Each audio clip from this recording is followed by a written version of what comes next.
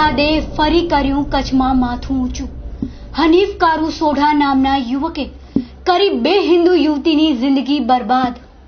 છેલ્લા ઘણા સમયથી કચ્છમાં અસામાજિક તત્વો દ્વારા લવ જેહાદ નામનું એક કાવતરું ચલાવવામાં આવી રહ્યું છે। ત્યારે કચ્છની જ 2 યુવતીઓને હનીફ કારૂ સોઢા નામના શખ્સે માત્ર 17 વર્ષની વયે ભગાડી જઈ નિકાહ કર્યા હતા અને અત્યાર સુધીના લગ્ન જીવનમાં બંને યુવતીઓ પર અત્યાચાર પણ ગુજારતો રહેતો હતો। આ શખ્સ લાંબી વગવાળો છે તેવું ભોગ બનનાર બંને યુવતીઓએ જણાવ્યું હતું। મારા મેરેજ 12/6/2011 થયેલ છે। મારી ઉંમર 17 વર્ષ હતી ત્યારે અને એ મને ભગવાડીને લઈ ગયેલા હતા અને અમે 2 નિકાહ કરેલ છે અને એમણે એના પછી નિકાહ પછી એમણે મને અલગ અલગ જગ્યાએ સંતાડીને રાખેલ છે, ગોંધી રાખેલ છે કે કોઈથી મારો કોન્ટેક્ટ કોઈ પણ રીતે ના થાય। મારા ઉપર જબરદસ્તી કરેલ છે। એના પછી મને કોઈના કોન્ટેક્ટમાં આવવા દીધેલ નથી। રોજ દારૂ પીને મારકૂટ ને એ બધી વસ્તુનો ભોગ બનેલ છું અને આજ મારી એક છોકરી છે ને એમને પણ એમણે ધમકી, મારા 2 કેસ છે જે મારા મમ્મી દ્વારા થયેલ છે। અપહરણનો એક કેસ છે એ જે હજી ચાલુ છે ને એના પછી મેં હમણાં ભરણ પોષણનો કેસ કરેલ છે।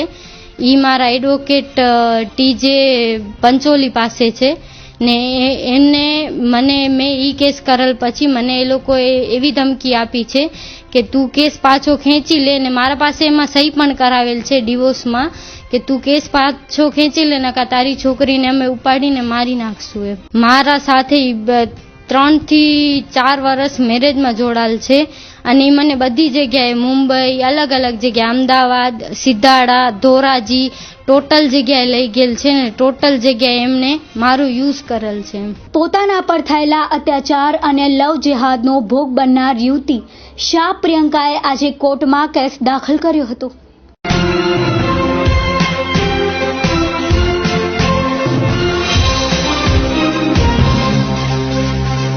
મારું નામ શાહ પ્રિયંકા પ્રફુલભાઈ છે। હું લવ જેહાદનો ભોગ બની છું। મારા પતિનું નામ હનીફ કારુભાઈ સોઢા છે।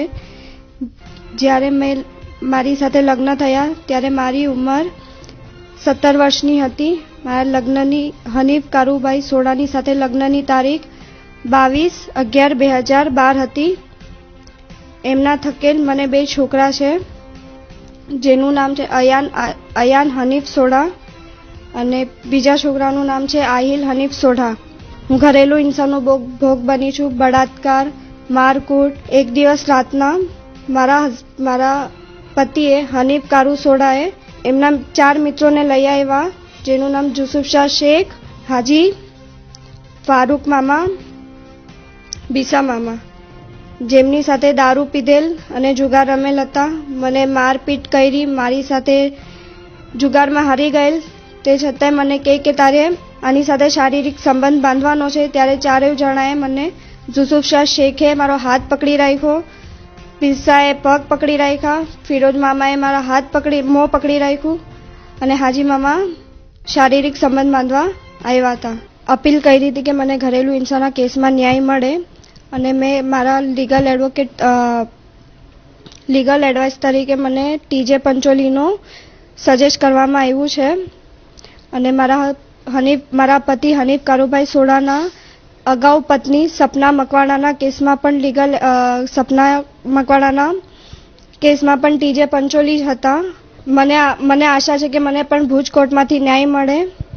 બંને યુવતીના વકીલ ટીજે પંચોલીએ વધુ વિગતો આપતા જણાવ્યું હતું કે આ બંને યુવતીઓ એકબીજાના સંપર્કમાં આવતા આ બંને યુવતીનો પતિ હનીફ કારૂ સોઢા છે તેવી વિગતો બહાર આવતા તેના પર શું કાર્યવાહી થઈ શકે છે તે જણાવ્યું હતું। કાલે અમે મીડિયા દ્વારા પ્રકાશિત કરવામાં આવેલો અહેવાલ જોયો જેમાં સપના હનીફ મકવાણા એ અમને પ્રકાશિતમાં આવી છે ત્યારે એને જોતા એમ લાગ્યું કે એ તો મારા અસીલશ્રી છે જેનો 7/6/2016 ના રોજ મને લીગલ એડ દ્વારા સરકારી વકીલ તરીકે રહેવાની નિયુક્ત તરીકેનો પત્ર મળેલો હતો અને મારી પાસેનો ઘરેલું હિંસા તથા ભરણપોષણનો કેસ ચાલુ છે। પણ આ તમામ બાબત કાલે મારા પ્રકાશમાં આવી કે ખરેખર ઘરેલું હિંસા કરતા પણ તેની સાથે બનવા જોગ ખૂબ ખરાબ ઘટનાઓ બની છે। જેમ કે એના પતિ સાથેની બીજી પત્ની પણ અત્યારે હયાત છે, એના સાથે પણ એના સંબંધો હાલે ચાલુમાં છે। જ્યારે એ છોકરીએ સગડી ઘટનાની વાત મને મીડિયા દ્વારા જણાવી ત્યારે મને ખ્યાલ આવ્યો કે ખરેખર છોકરી ઘરેલુ હિંસાનો ભોગ બનેલ છે, જે પ્રકાશિતમાં આવ્યું છે. પ્રિયંકાનો કેસ મને આજે સવારના લીગલ એડ તરફથી મને સૂચના મળેલ કે પ્રિયંકા શાહનો લીગલ એડ તરીકે, એડવોકેટ તરીકે મારું નામ નિયુક્ત થયું છે. ત્યારે મને ખ્યાલ આવેલો કે આ બંને છોકરીઓ જે કાલે મીડિયામાં પ્રકાશિત કરવામાં આવી છે એ ખરેખર ખરાબ ઘરેલુ હિંસા ઘટનાનો ભોગ બનેલી છે, જેમાં માનસિક ત્રાસ સાથે સાથે શારીરિક ત્રાસ પણ એને ગુજારવામાં આવ્યા છે. ધર્મ પરિવર્તન બાદ પણ એમને કેવી રીતના હેરાન કરવામાં આવી છે, કઈ કઈ જગ્યાએ લઈ જવામાં આવી છે, બંને બહેનોની ઘટના દ્વારા મને ખ્યાલ આવ્યો છે. બંને દીકરીઓના જણાવ્યા પ્રમાણે બંને બહેનોના સપના બેન મકવાણા અને પ્રિયંકા શાહના જણાવ્યા પ્રમાણે ખરેખર બંનેની ઉંમર 17 વર્ષની હતી ત્યારે ઘરમાંથી ચાલી ગયેલ છે. કારણ કે સપનાબેન મકવાણાના મમ્મીએ ભુજ કોર્ટમાં અપહરણનો કેસ દાખલ કર્યો છે, જેમણે એમના ચોખ્ખું લખાવેલ છે કે 17 વર્ષની વયે મારી દીકરીને ઘરમાંથી આ શખ્સ ભગાડી ગયેલ છે. અપહરણનો કેસ હાલે ચાલુમાં જ છે. હિન્દુ યુવતીઓને નાબાલિગ હોય ત્યારે ભગાડી જઈ અને નિકાહ કરવાની ઘટનાઓ ભૂતકાળમાં પણ બની ચૂકી છે. ત્યારે આ મુસ્લિમ યુવક હનીફ કારૂ સોઢા અને તેના પરિવારે આ બંને યુવતી સાથે કરેલ અત્યાચાર વિરુદ્ધ હિન્દુ સંગઠનના આગેવાન એવા રઘુવીરસિંહ જાડેજાએ આકરી ઝાટકણી કાઢી હતી અને આવા નરાધમ કૃત્યો જો નહીં અટકે તો હિન્દુ સમાજ નહીં ચલાવી લે અને ભવિષ્યમાં આવી ઘટના બની તો આવા મુસ્લિમ યુવકને પણ સબક શીખવવામાં આવશે તેવી ચીમકી આપી હતી. અમે તો વર્ષોથી આ વિષય ઉપર હિન્દુ પ્રજાને સમજાવી રહ્યા છીએ કે આ લવ જિહાદ આપણી બેન દીકરીઓને ફસાવી એનું શારીરિક, માનસિક અને આર્થિક શોષણ કરી અને હિન્દુ ધર્મને બરબાદ કરવાનું આ વૈશ્વિક ષડયંત્ર છે. અમે તો બોલતા રહ્યા છીએ, પણ અમારી વાણીને તમે જે રીતે કાલે જે દર્શાવી છે, તમે જેને પ્રૂફ કરી આપ્યું છે કે ના લવ જિહાદ નામની વસ્તુ છે અને એમાં હિન્દુ બેન દીકરીઓ ભોગ બની રહી છે, જેનું તમે કાલે આખું આ પ્રજા આ જે મુહિમ છે એને તમે ખુલ્લી પાડી છે કે ના આ વસ્તુ સમાજમાં છે જ અને બહેનોએ કોઈએ એમને કહ્યું નથી. અમે જે બોલીએ છીએ, જે અમે વર્ષોથી બોલીએ છીએ એ બહેનો કાલે તમારી સમક્ષ બોલી છે. તો આ વસ્તુને હિન્દુ પ્રજાએ સમજવાની જરૂર છે કે ખરેખર આપણી બેન દીકરીઓ ખતરામાં છે. જો આપણે આજે નહીં જાગીએ તો કાલ ભયંકર છે. આ સમગ્ર બાબત સોશિયલ મીડિયા તેમજ ન્યૂઝમાં હાઇલાઇટ થઈ જવા છતાં પણ મુસ્લિમ આગેવાન એવા હાજી જુમા રાયમાએ મીડિયાને આપેલા ઇન્ટરવ્યુમાં એવું જણાવ્યું હતું કે આ હનીફ નામક યુવક માત્ર 17 વર્ષની વયની હિન્દુ દીકરીને ભગાડી ગયેલ છે. એક પ્રેમ પ્રકરણની વાત છે અને જો યુવક ભગાડી ગયેલ છે તો તેમના પરિવારે પોલીસનો સહયોગ લઈ ઘટતું કરવું જોઈએ એવી સલાહ આપી હતી. સાથે સાથે મુસ્લિમ આગેવાને એ પણ જણાવ્યું હતું કે આ મુસ્લિમ યુવક ગુનેગાર હશે તો તેની વિરુદ્ધ પોલીસ અને તંત્ર યોગ્ય કાર્યવાહી કરશે. પરંતુ મુસ્લિમ સમાજ આવા હનીફ નામના શખ્સ વિરુદ્ધ શું કાર્યવાહી કરશે એનો ઉડાવ જવાબ આપતા સાંભળીએ હાજી જુમા રાયમાને. હું તો વહીવટીતંત્રને અપીલ કરું કે આ સમગ્ર બનાવની અંદર સાચી હકીકત જાણે કે બનાવ શું છે, કે એની પછી આગળ કોઈ પણ માણસ ગુનેગાર હોય તો એને સજા થવી જોઈએ.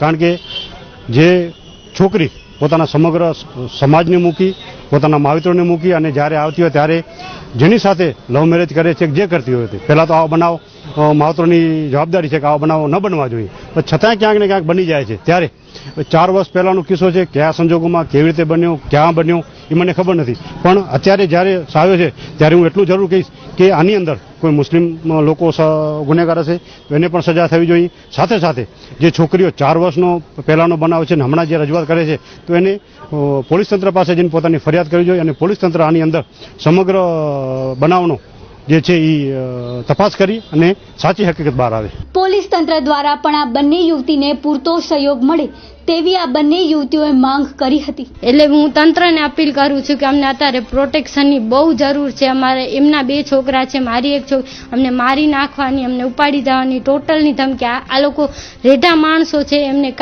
કોઈ ફરક નથી પડતો, પણ અમે અપીલ કરીએ છીએ કે આ ઇન્સાનને સજા જરૂર મળવી જોઈએ. જે તમે કહો છો 2 દીકરીઓનો એ ફરિયાદ એડીજી પોસ્ટમાં આવેલ નથી, પણ જે તે ડિપાર્ટમેન્ટ કે જે તે પોલિટિશિયનના અધિકારી કે પાસે જે તે દીકરીના વાલી કે વારસો કે વંશજો જો ફરિયાદ કરવામાં કરશે તો તે બાબતે જરૂરી કાયદાકીય જોગવાઈ મુજબ તમામ કાયદેસરની કાર્યવાહી કરવામાં આવશે અને જે તે ઇસમો વિરુદ્ધ જરૂરી પુરાવા મેળવી અને સખ્તમાં સખ્ત પગલાં લેવામાં પોલીસ ડિપાર્ટમેન્ટથી કાર્યવાહી કરવામાં આવશે. સગીર વયની જે દીકરીઓ છે 15 થી 16 વર્ષ 17 વર્ષ પહેલાની નાની ઉંમરની છોકરીઓ એ કોઈ પણ કુટુંબની કોઈ પણ જ્ઞાતિની છોકરીઓ સાથે કોઈ પણ યુવક કે માણસ ગેરકાયદેસર રીતે કૃત્ય કરતા મળી આવે અથવા તેના વિરુદ્ધ કોઈ ફરિયાદ આપવા કોઈ છોકરી કે એના વંશવાર વાલી વારસો તૈયાર થાય તો પોલીસ ડિપાર્ટમેન્ટ તેના વિરુદ્ધ પગલાં લેવા બંધાય છે અને પોલીસ અધિક્ષક